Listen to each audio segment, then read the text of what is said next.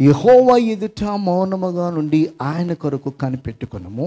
తన మార్గమున వర్ధిల్లువాని చూసి వ్యసనపడొద్దు.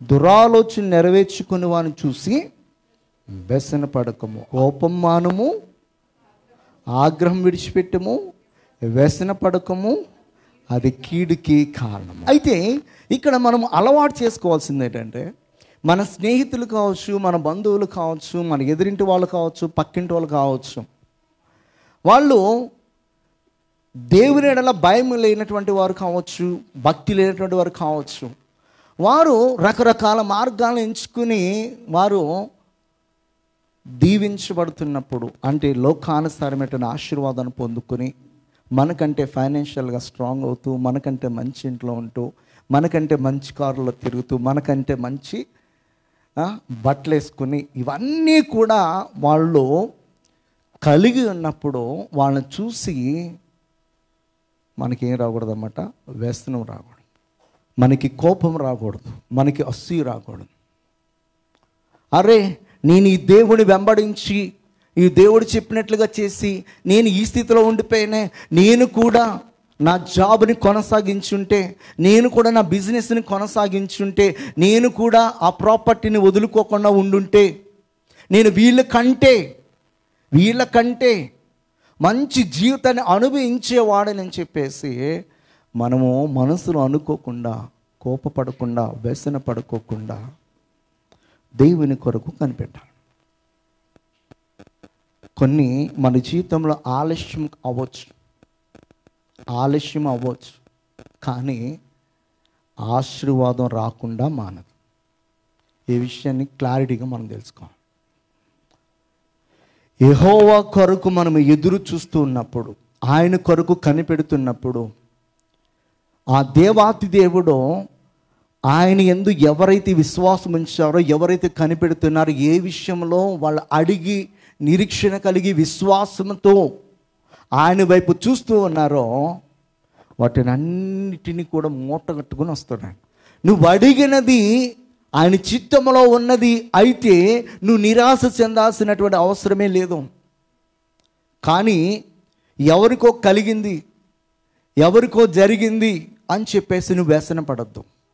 నాకు నా కన్నీటి ప్రార్థనకు దేవుడు సమాధానం ఇవ్వలేదే, నేను ఇన్ని సంవత్సరాలు అయిపోయిందే, ఉద్యోగ విషయంలో, వివాహ విషయంలో, గర్భఫల విషయంలో, భూఫల విషయంలో, వీటన్నిటి విషయంలో నాకు ఎందుకు ఇంత లేట్ అయిపోతుంది? నాకంటే వెనకొచ్చిన వారు అన్నీ కూడా సంపాదించుకుని అన్నీ కూడా పొందుకుంటున్నారని చెప్పేసి మనము వ్యసన పడకూడదు. హల్లెలూయా. తన మార్గమున వర్ధిల్లువాన్ని చూసి ఏం పడకూడదంట, వ్యసన పడకూడదు. దురాలోచన నెరవేర్చుకునే వాడిని చూసి వ్యసన పడవద్దని చెప్పేసి దీనికి వాక్యము సెలవిస్తుంది. ఈ రోజున అతను అన్నీ కలిగి ఉండొచ్చు, ఈరోజు నీకేమీ లేకపోవచ్చు, కానీ ఏమీ లేనటువంటి స్థితిలోనే దేవుడు ఉంచడు. ఈ విషయాన్ని గుర్తుపెట్టుకోవాలి. ఎప్పుడంటే ఆయన యందు విశ్వాసం ఉంచి మౌనముగా నువ్వు కనిపెడుతున్నప్పుడు నీకు కావలసిన వాటినన్నిటినీ కూడా ఆయన అనుగ్రహిస్తాడు. హల్లెలూయా, హల్లెలూయా. విలాప వాక్యాల్లో ఒక మాట ఉంటుంది, లెమెంటేషన్స్ చాప్టర్ 3 verses 25 and 26. తన్ను ఆశ్రయించు వారి ఎడల యెహోవా దయాళుడు, తన్ను వెదకు వారి ఎడల ఆయన దయ చూపువాడు. నరులు ఆశ కలిగి యెహోవా అనుగ్రహించు రక్షణ కొరకు ఓపికతో కనిపెట్టుట మంచిది. యెహోవా అనుగ్రహించు రక్షణ కొరకు మనం ఎలా ఉండాలంట? 1 ఆశ కలిగి ఉండాలి, 2 ఓపిక కలిగి ఉండాలి. ఈ 2 కలిగి మనం కనిపెడుతున్నప్పుడు దేవాతి దేవుడు నువ్వు దేని విషయమై నిరీక్షణ కలిగి ఉన్నావో ఒకనొక దినాన్ని ఖచ్చితంగా దాన్ని అనుగ్రహిస్తాడు. నీకంటే ముందుగా వెళ్ళిపోయిన వాడిని కూడా నువ్వేం చేయగలమట? ఓవర్టేక్ చేయగలవు. ఆ స్థితిని దేవుడిస్తాడు, ఆశీర్వాదం దేవుడిస్తాడు. ఎందుకంటే తన యందు విశ్వాసం ఉంచువాన్ని దేవుడు ఎలా ఉంచుతాడని చెప్తున్నాడు? హెడ్గా ఉంచుతాడా, టేల్గా ఉంచుతాడా? తలగానే ఉంచుతాను కానీ తప్ప నేను తోకగా ఉంచే దేవుడని కాను. నువ్వు పైవాడుగా ఉంటావు కానీ తప్ప క్రిందవాడుగా ఉండవు. నిజంగా మనము దేవుని యందు విశ్వాసం ఉంచి దేవుని కొరకు కనిపెట్టే వారమైతే, ఆశతో ఎదురు చూసే వారమైతే, నిరీక్షణ కలిగిన వారమైతే, ఓపిక కలిగిన వారమైతే, నీ ఓపిక ఆ పరుగు పందెంలో ఖచ్చితంగా నీకేమిస్తుంది అనమాట, జానిస్తుంది. ఖచ్చితమైన ఆశీర్వాదానికి తీసుకుని వస్తుంది. దేవుని యొక్క సంకల్పం అంతా కూడా నీ జీవితంలో నెరవేర్పులోనికి వచ్చినట్లుగా దేవుడు ఖచ్చితంగా చేస్తాడు.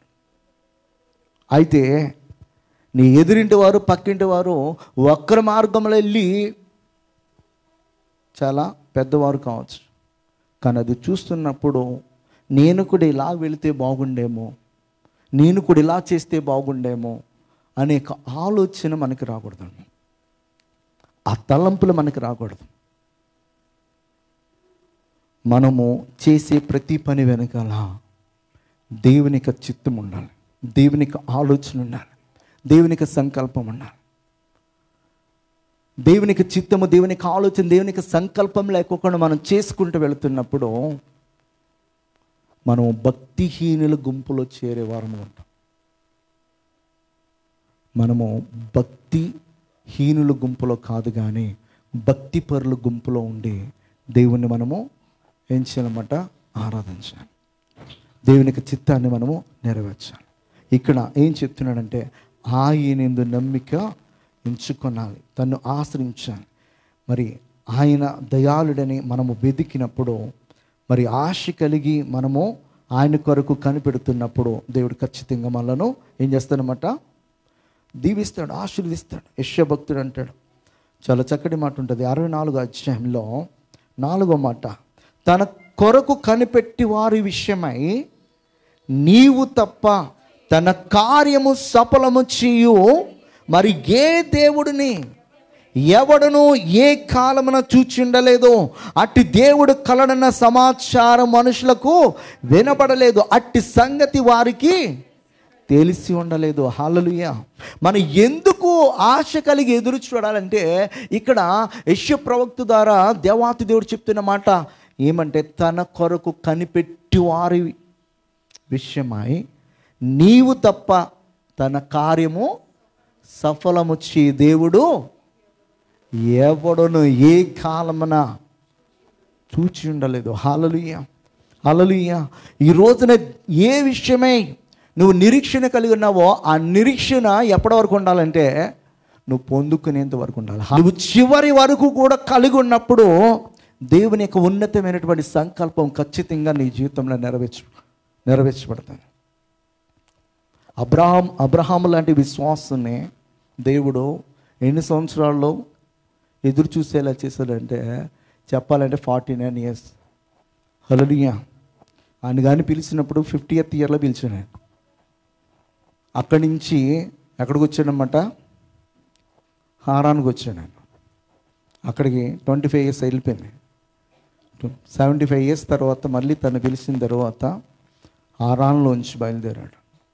ఎక్కడికంటే దేవుడు చూపించబోతు స్థలానికి.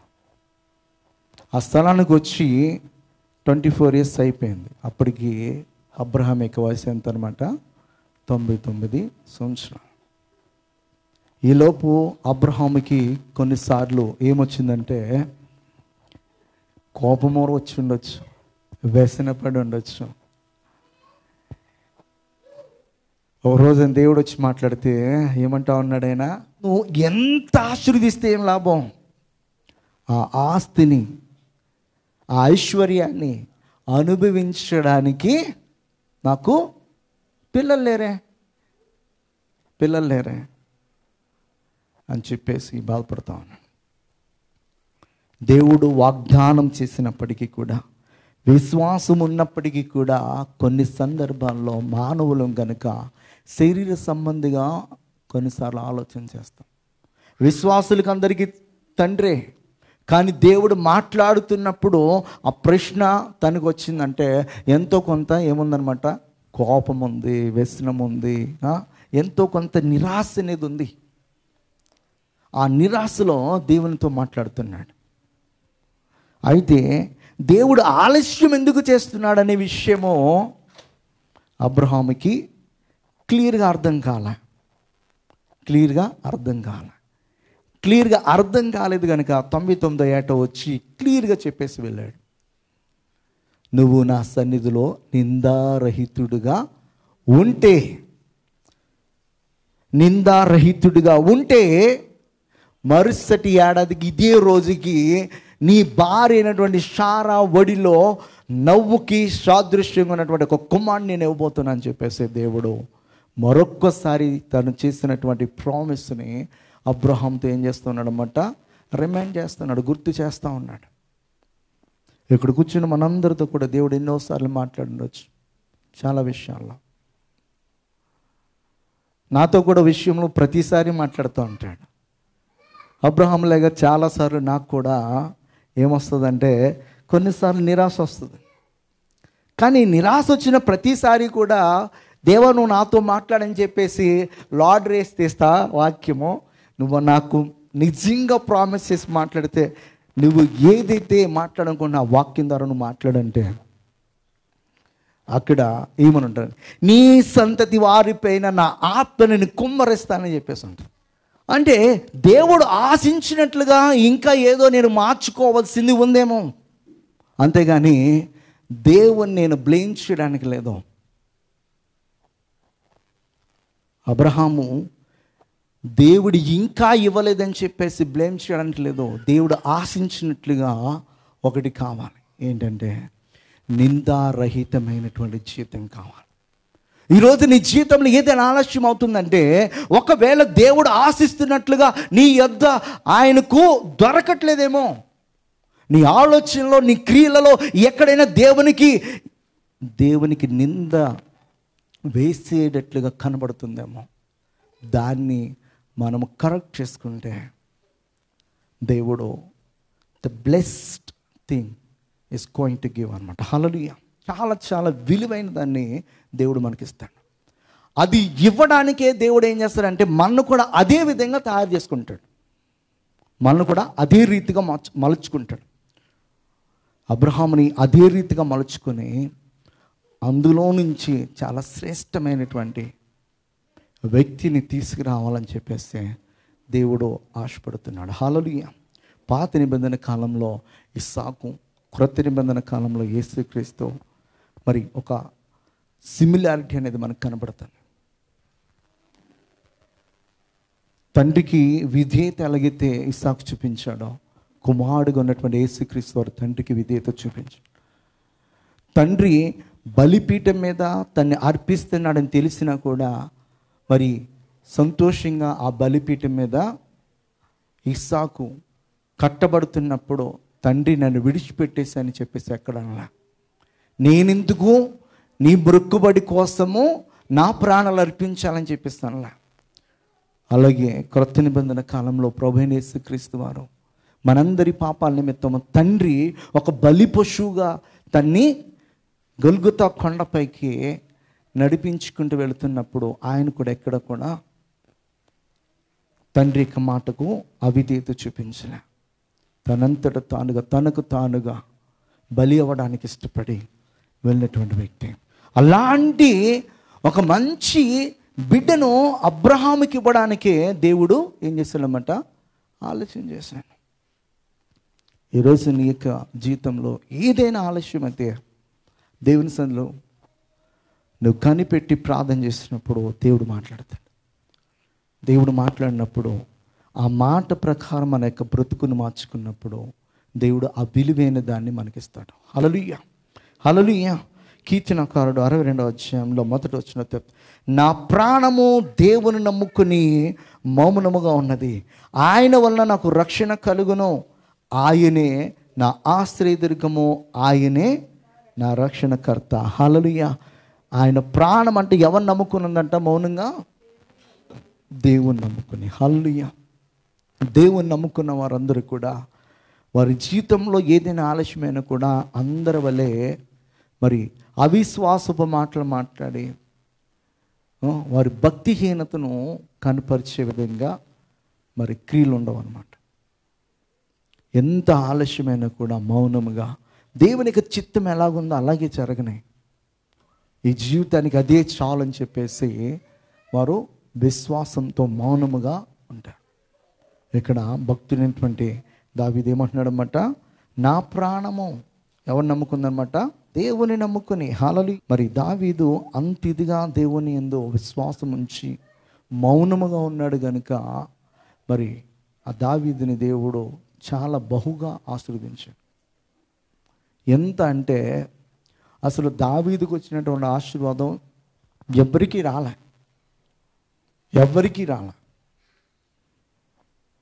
ఎందుకు ఈ మాట చెప్తున్నానంటే, అసలు ఇజ్రాయిల్ అందరిపైన తరతరముల వరకు కూడా రాజుగా ఉండాల్సినటువంటి వ్యక్తి సౌలు, తర్వాత యోనాతాన్ తర్వాత తన కుమారుడు.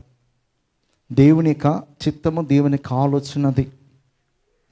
కానీ దేవుని యొక్క ఆజ్ఞను వ్యతిరేకించి సౌలు ఆ ఆశీర్వాదాన్ని పోగొట్టుకున్నాడు.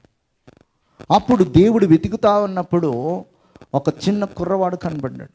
ఆ చిన్న కుర్రవాడు మరి ఎలాంటి వ్యక్తి అంటే, దేవుని యొక్క సంకల్పం అంతా కూడా, దేవుని చిత్తం అంతా కూడా నెరవేర్చే మనసు ఉన్నటువంటి వ్యక్తి అంట అతను.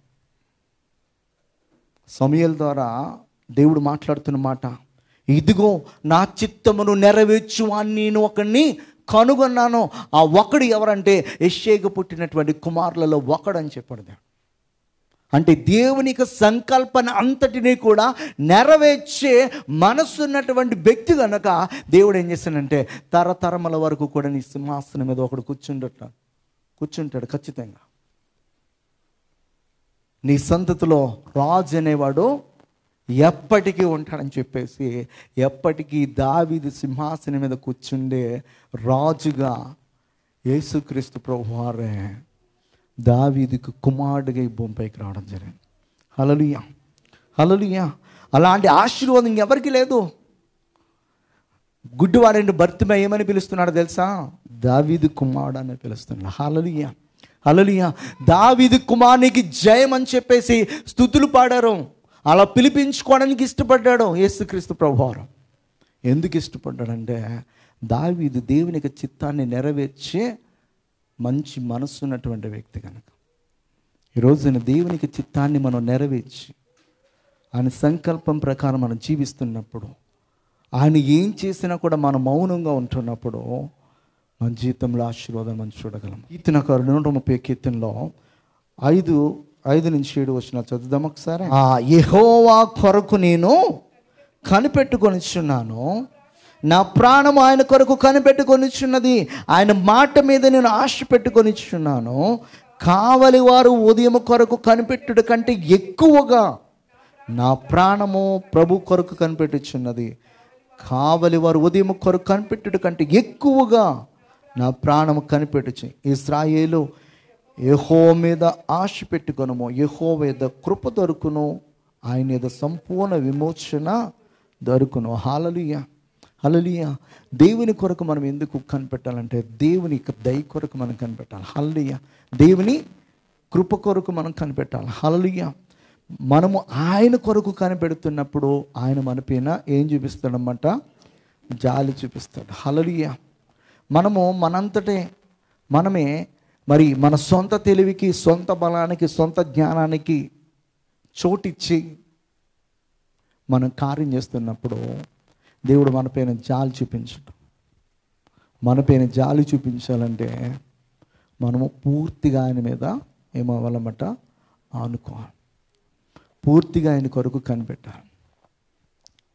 భక్తి లేనటువంటి వారు దేవుని సన్నిధిలో ప్రార్థన చేసి దేవుడు ఏం చెప్తాడా అది విని దాని ప్రకారం చేయడానికి ఇష్టపడాలి. ఉదయ కాల సమయంలో మనం నేర్చుకునే ఒక మంచి మాట ఏంటంటే, ఆయన కొరకు మనము కనిపెట్టాలి. మౌనముగా సహనంతో కనిపెట్టాలి. ఎప్పుడైతే అలా కనిపెడతామో దేవుడు ఏం చేస్తాడన్నమాట, మనతో మాట్లాడతాడు. ఆయన చేయాలనుకున్న కార్యాన్ని మనకి తెలియపరుస్తాడు. ఆయన చేయబోతున్న కార్యాన్ని మనకి తెలియపరుస్తాడు. నీ జీవితంలో మాత్రమే కాదు, కానీ నీ బంధువులు, నీ స్నేహితులు, నీకు తెలిసిన వారి జీవితాల్లో జరగబోయే వాటిని కూడా నీతో మాట్లాడడానికి ఇష్టపడతాను. ఎప్పుడంటే కనిపెట్టడం మొదలుపెట్టినప్పుడు, ఆయన కొరకు సహనంతో మనము ఎదురు చూస్తున్నప్పుడు. హల్లెలూయా, హల్లెలూయా.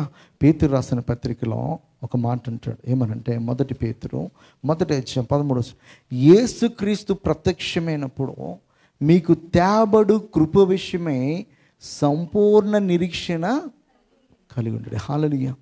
ఏమంట పేతురుగా చెప్తున్నాడు, యేసుక్రీస్తు ప్రత్యక్షమైనప్పుడంట మనకు తేబడు కృపా విషయమై సంపూర్ణ నిరీక్షణ అంట మనము కలిగి ఉండాలి. ఈ రోజున మరి చాలామంది క్రైస్తవులు ఇప్పుడు ప్రార్థన చేస్తే ఇప్పుడే ఆశీర్వాదం రా, ఇప్పుడు రాకపోతే ఇంకెందుకు ఈ దేవుడు, ఈ భూమి పైంది లేనిది ఇంకెప్పుడో చచ్చిపోయిన తర్వాత వస్తే ఎందుకు?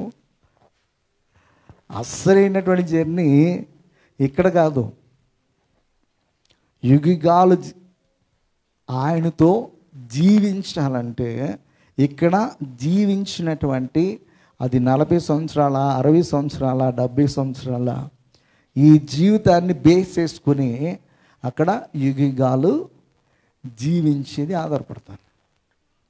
ఒక తల్లి గర్భంలో 9 నెలలు ఆమె ఎంత జాగ్రత్తగా ఉంటే ఆ బిడ్డ అంత ఆరోగ్యవంతుడిగా ఈ భూమిపైకి వస్తాడు.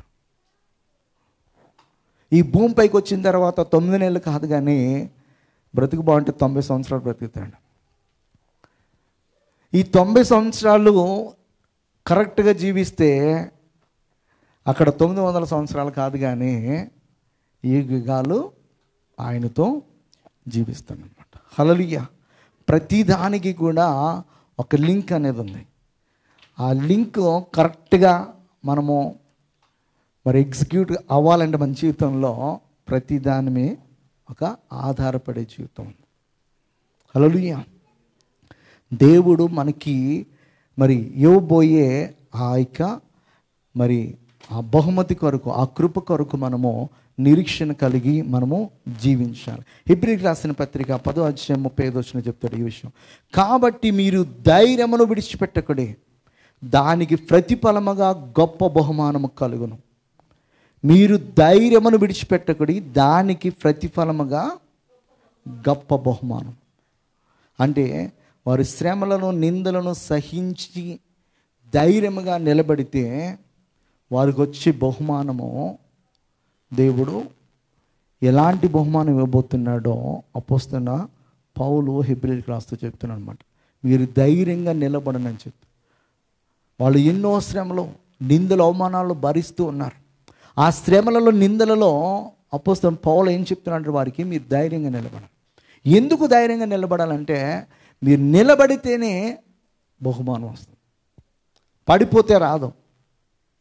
నిలబడితే, విశ్వాసములు నిలబడితే, పరిశుద్ధతలో నిలబడితే, నీతిమంతులుగా నిలబడితే, దేవుడు మనకిచ్చినటువంటి రక్షణను కాపాడుకున్నట్లయితే, ఎప్పటి వరకు అంటే కడ వరకు మనం కాపాడుకున్నట్లయితే దానికి బహుమానం వస్తుంది. తాత్కాలికమైనటువంటి ఆశీర్వాదం కొరకు కాదు మనం చూసేది, శాశ్వతమైనటువంటి ఆశీర్వాదం కొరకు. ఆ శాశ్వతమైనటువంటి ఆశీర్వాదం కొరకు మనం ఓపికతో కనిపెట్టాలి. ఎలాంటి ఓపిక అంటే మనకి శ్రమలు, నిందలు, అవమానాలు ఎన్నో వచ్చినా కూడా ఆయన పట్టుకొని ఏం చేయకూడదన్నమాట, విడిచిపెట్టకూడదన్నమాట. హల్లెలూయా. మత్తయి సువార్తలో ఒక మాట అంటాడు, 24:13 అంతము వరకు సహించిన వాడెవడో. ఏమంటే ఇక్కడ అంతము వరకు అంటే మన లైఫ్ అయిపోయేంత వరకు కూడా శ్రమ ఉన్నా కూడా దాన్ని ఏం చేయాలన్నమాట, సహించాలి. ఒకవేళ ఏదైనా జరగకపోయినా దేవుని యందు విశ్వాసం కలిగి ఉండాలి. అది ఎప్పటి వరకు అంటే అంతము వరకు సహిస్తేనే వాడే రక్షింపబడతానని చెప్తాను. అంతవరకు ఎవరైతే ధైర్యంగా నిలబడతారో వారికి బహుమానం అని చెప్తున్నాడు దేవుడు. వచ్చిన వెంటనే మనకి కొన్ని వస్తాయి, కొన్ని రావు. రాలేదు కదని చెప్పేసి దేవుని ఎడల విశ్వాసాన్ని కోల్పోకుండా విశ్వాసంతో మనం ముందుకు వెళుతున్నప్పుడు దేవుడు చేసే కార్యాలు మనకి చాలా స్పష్టంగా అర్థమవుతాయి. ముందుకు మనం చదువుకుంటూ వెళ్ళినప్పుడు చాలా విషయాలు అర్థమవుతాయి. కీర్తనకారుడు 37:34 చెప్తాడు, యెహోవా కొరకు కనిపెట్టుకొని ఉండటం, ఆయన మార్గమును అనుసరించుము, భూమిని స్వతంత్రించుకున్నట్లు ఆయన నిన్ను హెచ్చించును, భక్తిహీనులు నిర్మూలము కాగా నీవు చూచెదవు. హల్లెలూయా. అక్కడ ఎందుకు ఈ మాట చెప్తున్నాడంటే 37వ కీర్తన 7వ వచనంలో, తన మార్గమున వర్ధిల్లువాను చూసి వ్యసనపడొద్దు. తర్వాత మాట ఏముంది అక్కడ? దురాలోచన నెరవేర్చుకుని వాను చూసి వ్యసనపడద్దాను. ఇక్కడ ఏం చెప్తున్నాడు అన్నమాట, భక్తిహీనులు నిర్మూలము కాగానే చూచేద్దాం. అంటే ఆయన కొరకు కనిపెట్టుకుని ఆయన మార్గంలో మనము అనుసరిస్తూ వెళుతున్నప్పుడు ఏమిస్తాడంట, ఆయన భూమిని స్వతంత్రించుకున్నట్లుగా ఆయన నిన్ను హెచ్చిస్తాడు. అబ్రహాముకి 1 సెంటు భూమి లేదు. ఎక్కడ? కానాను దేశంలో ఉందా? కానీ ఆ అబ్రహాముకి ఏ భూమి ఇచ్చాడనమాట? సెంటర్ ఆఫ్ ది ఎర్త్ అనమాట. అది పాలస్తీన్ అనే భూభాగము ఇప్పుడు ఇజ్రాయిల్ గాను సిరియా గాను ఇటన్నిటిగా పిలువబడుతున్నటువంటి ప్రాంతము సెంటర్ ఆఫ్ ది ఎర్త్ అనమాట. ఆ సెంటర్లో శ్రేష్టమైనటువంటి భూభాగాన్ని ఎవరి కోసం ఇచ్చాడనమాట? దేవుని కొరకు కనిపెట్టి విశ్వాసముతో నడుస్తున్నటువంటి అబ్రహాము యొక్క సంతతికి. అంటే దేవుని యొక్క మాట విని దేవుని అనుసరిస్తూ వెళుతున్నప్పుడు ఈ బెంగళూరుకు వచ్చామనుకో, సెంటు భూమి లేదు, కానీ దేవుడు ఏం చేస్తాడనమాట, శ్రేష్టమైనటువంటి స్థలములో నీకు మంచి గృహాన్ని ఏర్పాటు చేస్తాడు. ఎప్పుడు అంటే ఆయన మార్గాన్ని అనుసరించాలి, మనం విశ్వాసంతో కనిపెట్టాలి. మనం కనిపెట్టినప్పుడు దేవుడు ఏం చేస్తాడంటే, అయితే మనము విశ్వాసంతో మనం కనిపెడుతున్నప్పుడు, దేవుని మార్గాన్ని అనుసరిస్తున్నప్పుడు దేవుడు ఏం చేస్తాడంటే మనకి ఏది లేదో అది అనుగ్రహిస్తాడు. హల్లెలూయా. అది నీ శక్తి చేత కాదు, నీ జ్ఞానం చేత కాదు, నీ సంపద చేత అసలు కాదు. కొంతమందికి ఎన్ని లక్షల రూపాయలు వచ్చినా కూడా కనీసం సొంత ఇల్లు కాదు కదా, ఎక్కడ ఒక చిన్న స్థలాన్ని కూడా కొనలేరు. దేవునికి ఆశీర్వాదం లేకపోతే వచ్చింది వచ్చినట్టు ఏమవుతుంది అనమాట, ఈ కొచ్చులకి ఆ కొచ్చులకి ఆ కొచ్చులకి ఏమవుతుంది అనమాట, ఈ కన్నము ఈ కన్నం ఈ కన్నం, ఈ కన్నాలన్నీ పొడ్చడానికి వెళ్ళిపోతూ ఉంటాయి. హల్లెలూయా. బైబిల్లో మాట ఉంటుంది, మీరు నా మందిరమును నా పనిని నిర్లక్ష్యం చేసి మీ భూములు మీ పంటల కోసము మీ సమయాన్ని హెచ్చించారు కనుక మీరు ఎంత సంపాదించినా కూడా అది ఏం చేస్తానన్నట్టు చెప్పాడు దేవుడు, సిల్లి సంచులు వేసినట్లుగా చేస్తానట. దేవునికి ఆశీర్వాదం లేకపోతే మనం ఎంత సంపాదించినా, దేవుని యొక్క వాక్యానుసారంగా మనం జీవించకపోతే మనం ఎంత సంపాదించినా కూడా దానివల్ల మనకు సంతోషం ఉండదు, సమాధానం ఉండదు. పేరుకి మాత్రం ఇంత సంపాదించాను అనుకుంటా కానీ దాన్ని అనుభవించలేం. దేవునికి ఆశీర్వాదం ఉంటే దేవుడు ఏం చెప్తాడంటే, నువ్వు కట్టని నువ్వు నాటని ఇండ్లలోనూ చెట్ల ఫలాలను తినేటట్లుగా నేను చేస్తాను. హల్లెలూయా. అది నిజమైన ఆశీర్వాదం. మన కట్ట అవసరంలే, మన కొరకు ఆల్రెడీ కట్టేస్తుండే. మన నాట అవసరంలే, నాటిన చెట్లు రెడీగా ఉంటాయి అన్నమాట. హల్లెలూయా. వాటిని కోసుకొని ఇంట్లో చక్కగా నివాసం చేయడానికి దేవుడు అవకాశం ఇస్తాడు. అది దేవునికి ఉన్నతమైన ఆశీర్వాదం. హల్లెలూయా. గలతీలకు రాసే మాట అంటాడు, మనము మేలు చేయట యందు విసుకకిందమో మనము అలయక మేలు చేసితిమేమి, తగిన కాలమందు పంట కోస్తాం. హల్లెలూయా. తగిన కాలమందు ఖచ్చితంగా ఏం చేస్తారన్నమాట, మనకి పంట కోసే విధంగా దేవుడు మనకి ఆశీర్వాదాన్ని ఇస్తాడు. యెషయా ప్రవక్త మాట అంటాడు 35:15, మీరు మరలి వచ్చి ఓరకుండుట వలన రక్షింపబడెదరు, మీరు ఓరకుండి నమ్ముకుంట వలన మీకు ఏం కలిగిద్ది, బలం కలిగిద్ది. హల్లెలూయా. ఓరకుండి నమ్ముకునుట వలన. హల్లెలూయా. మనము ఆయన నమ్ముకొని సైలెంట్గా ఉంటే మనకేమొస్తుంది అన్నమాట, బలం వస్తుంది. హల్లెలూయా. మోషే కూడా ఇశ్రాయేలు ప్రజలతో ఒక మాట అంటాడు నిర్గమకాండంలో, నేడు కలుగుచే రక్షణను మీరు ఊరక నిలుచుండి చూడండి. హల్లెలూయా, హల్లెలూయా. వారందరూ కూడా భయపడుతున్నారు, దిగులు పడుతూ ఉన్నారు. ఎందుకు దిగులు, ఎందుకు భయం అంటే ముందు ఎర్ర సముద్రం, వెనుక ఫరో సైన్యము, ఎటు వెళ్ళాలో అర్థం కావట్లేదు.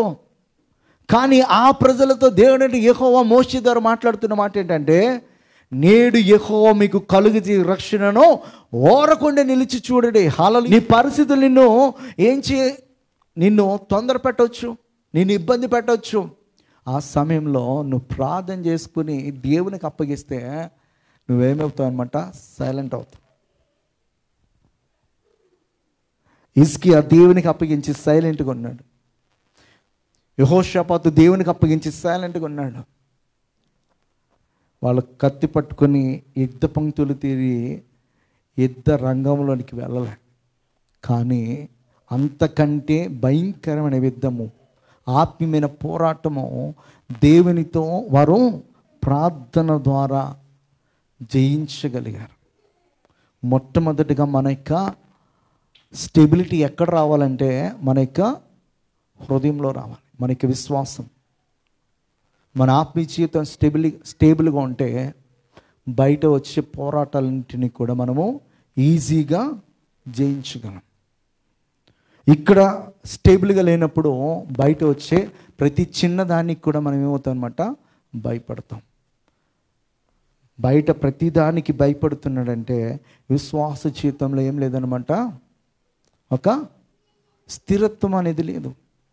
నీ విశ్వాస జీవితంలో నువ్వు స్థిరమైనటువంటి పునాది వేసుకుంటే ప్రతి చిన్నదానికి గాబరపడు, ప్రతి చిన్నదానికి తొందరపడి నిర్ణయాలు తీసుకుని తప్పుడు మార్గంలో వెళ్ళడానికి, తొందరపడి రాంగ్ స్టెప్ వేయడానికి ఎక్కడ కూడా అవకాశం అనేది ఇవ్వమన్నమాట.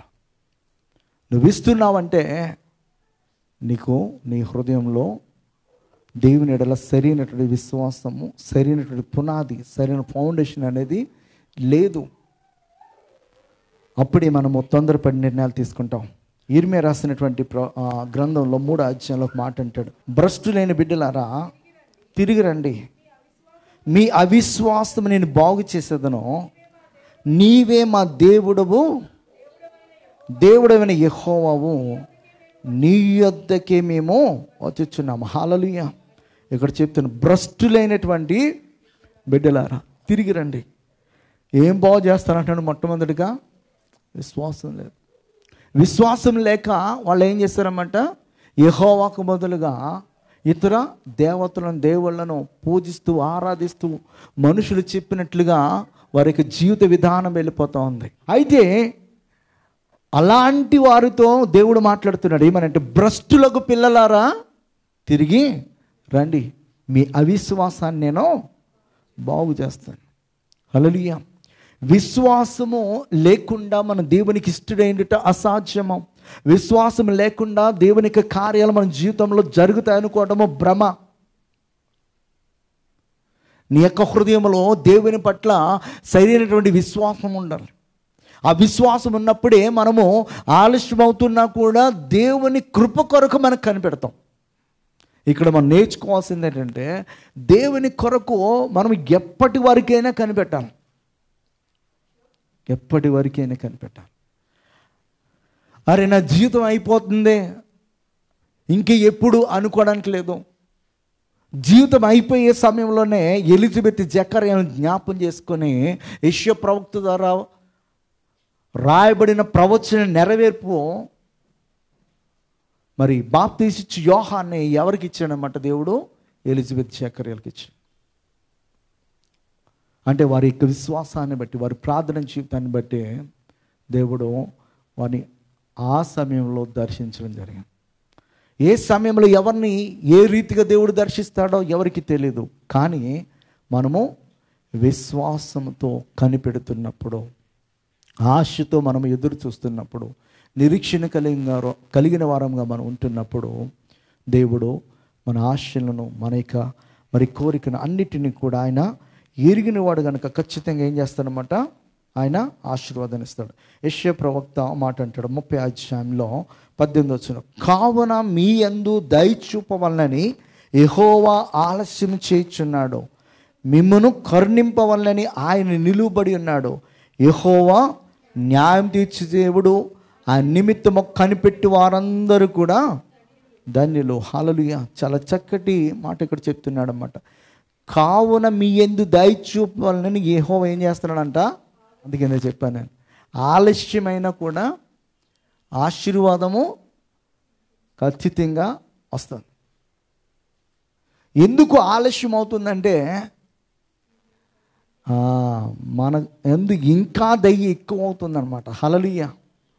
మనల్ని కరుణించాలని, మనపై ఎక్కువ కృప చూపించాలని, మనం అనుకున్న దానికంటే ఇంకా రెట్టింపు ఆశీర్వాదాన్ని మనకి ఇవ్వాలని చెప్పేసి దేవుడు ఆశపడుతున్నాడు. హల్లెలూయా. ఆలస్యం దేవుడు చేస్తున్నాడంటే చాలా శ్రేష్టమైనది ఇస్తున్నాడని చెప్పేసి విశ్వాసంతో కనిపెట్టాను. ఒక పూరుగుడి చేయాలంటే గంటల వ్యవధులు అయిపోద్ది. ఓ పెంగిడీలు కట్టాలంటే రోజుల వ్యవధులు అయిపోతుంది. ఒక బిల్డింగ్ వేయాలంటే నెలల వ్యవధులు అయిపోతుంది. అదే ప్యాలెస్ కట్టాలంటే సంవత్సరాలు పడుతుంది. దేవుడు అలా ప్లాన్ చేస్తున్నాడేమో నీ జీవితం పట్ల.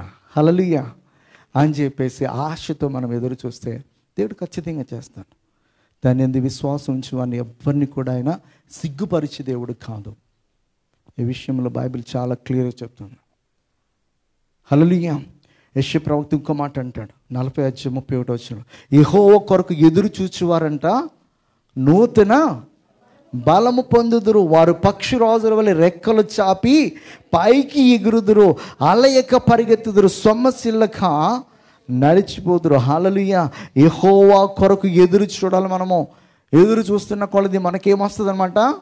నూతన బలం వస్తూ ఉంటుంది అన్నమాట. హల్లెలూయా. హల్లెలూయా. విశ్వాసంతో మనం నడుస్తున్నప్పుడు మన శరీరము క్షీణించిపోకోకుండా ఇంకా అదేమో ఏం పొందుకుంటుంది అన్నమాట? బలాన్ని పొందుకుంటుంది. యెషయా ప్రవక్త ఇంకొక మాట అంటాడు, మేము నీ కొరకు కనిపెట్టుచున్నాము, మా ప్రాణము నీ నామమును నీ స్మరణను ఆశించుచున్నదని చెప్తాడు. హల్లెలూయా. మేము నీ కొరకు కనిపెట్టుచున్నాము. హల్లెలూయా. మరి యెహోవా కొరకు మనము ఎలాగ కనిపెట్టాలని చెప్తుంది బైబిల్ గ్రంథం అంటే సహనంతో, ఓపికతో, నిరీక్షణతో, అలయక మనం కనిపెట్టినప్పుడు ఆలస్యమైన కూడా శ్రేష్టమైనది వస్తుంది. ఆలస్యమైనా కూడా వాగ్దాన సంబంధమైనవి వస్తాయి. ఆలస్యమైనా కూడా ఇన్ని సంవత్సరాల నుంచి నువ్వు పొందుకోలేనిది ఒకేసారి దేవుడు ఇవ్వగలిగినటువంటి సమర్థుడు.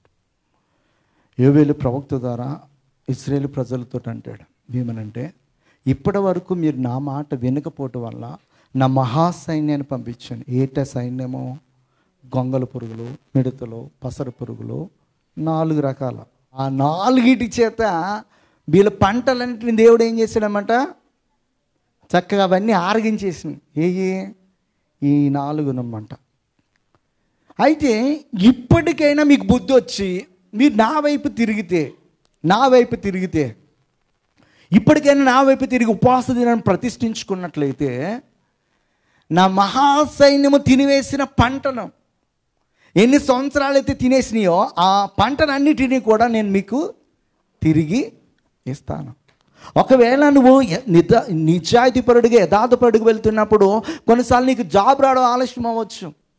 కానీ ఈ లోపల నీ ఫ్రెండ్స్కి ఉద్యోగాలు వచ్చి నెలకు 10,000, 20,000, 30,000 తీసుకుంటా ఉన్నారు. నీకు తొందర వచ్చేసి నువ్వు కూడా ఫేక్ ఎక్స్పీరియన్స్ పెట్టేసి తప్పు త్రోవలో వెళ్ళకోకుండా యథార్థంగా నువ్వు వెళ్తున్నప్పుడు దేవుడు ఏం చేస్తాడంటే నీ నిజాయితీని బట్టి ఆయన ఎన్ని కంపెనీ కంటే నీకు బెస్ట్ కంపెనీ ఇస్తాడో. కొన్ని కంపెనీస్లో స్టార్టింగ్ శాలరీ ప్యాకేజీలో ఎలా ఉంటాయంటే వేరే కంపెనీలో 3-4 ఇయర్స్కి ఇచ్చే శాలరీ ఇక్కడ స్టార్టింగ్ ఉంటాయి. హల్లెలూయా. నువ్వు అడగవసరంలా, దేవుడు నీకు ఇస్తాడు.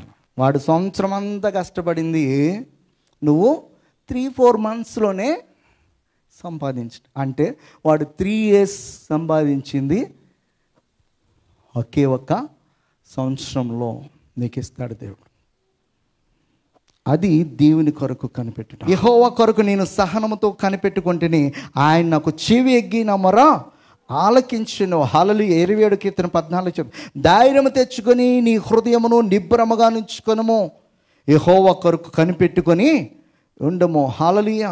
38 కీర్తన 15 చెప్తా, యెహోవా నీ కొరకే నేను కనిపెట్టుకొని ఉన్నాను, నా కాలు జారిన యెడల వారు నా మీద అతిశయపడుదరని నేను అనుకుంటున్నా అని చెప్తాడు. హల్లెలూయా.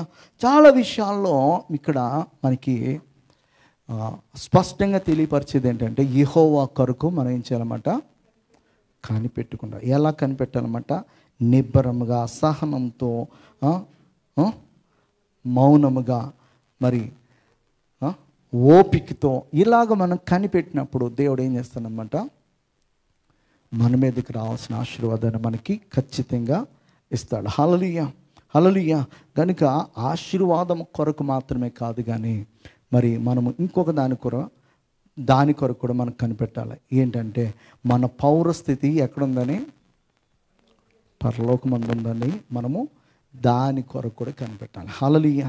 ఫిలిప్పీయులకు రాసిన పత్రికలో 3:20 చెప్తాడు, మన పౌరస్థితి పరలోకమందు ఉన్నదని, అక్కడి నుండి ప్రభు అయిన యేసుక్రీస్తు అను రక్షకుని నిమిత్తం మనం ఏం చేయాలంట? మనము కనిపెట్టుకున్నాడు. హెబ్రీకి రాసిన పత్రిక 9:8 తన కొరకు కనిపెట్టుకొని ఉండి వారి రక్షణ నిమిత్తము పాపము లేకుండా రెండవసారి ప్రభు అయిన యేసుక్రీస్తు వారు ప్రత్యక్షమవుతాడు అనమాట. అలాగనే క్రీస్తు కూడా అనేకుల పాపములను భరించుటకు ఒక్కసారి అర్పింపబడి తన కొరకు కనిపెట్టుకొని ఉండువారు రక్షణ నిమిత్తము పాపము లేకుండా రెండవసారి ప్రత్యక్షమవును. హల్లెలూయా. ఆశీర్వాదం కొరకు మాత్రమే కాదు, దేని కొరకు కనిపెట్టాలన్నమాట? మన పౌరస్థితి ఇక్కడ కాదు, పరలోకం అని. మరి నా కొరకు ఆయన రెండోసారి రాబోతున్నాడని చెప్పేసి ఆయన కొరకు కూడా మనం ఏం చేయాలన్నమాట? కనిపెట్టాలి. ఈ విషయాలన్నింటిలో కూడా చాలా క్లియర్గా మనం క్లారిటీగా ఉన్నప్పుడు ఖచ్చితమైనటువంటి ఆశీర్వాదాన్ని మనం పొందుకుంటాం. హల్లెలూయా. శరీర సంబంధించిన వాటి కొరకు మాత్రమే ప్రభు సన్నిధిలో మనము నిరీక్షణ కలిగి, ఓపిక కలిగి, సహనంతో మనము ఎదురు చూసే వారముగా కాదు. రెండోది, మన పౌరస్థితి ఇక్కడ కాదు, పరలోకంలో ఉందని చెప్పేసి మరి అక్కడి నుంచి తేబడే కృప కొరకు, ఆశీర్వాద కొరకు మనం ఎదురుచున్నాం. ఆయన రెండోసారి వస్తున్నాడు. అది ఎవరి కొరకు అంటే, ఆయన కొరకు కనిపెట్టి వారి కొరకు వస్తున్నాడు అనే విషయాన్ని మనము మరి గమనించి ఓపికతో, సహనంతో, విశ్వాసంతో మరి ఎప్పుడైతే కనిపెడతామో మనపైకి ఆ దీవెన ఆశీర్వాదాలు మనకి వస్తాయి. అటువంటి కృప దేవుడు మనకు అనుగ్రహించును గాక. ఆమేన్.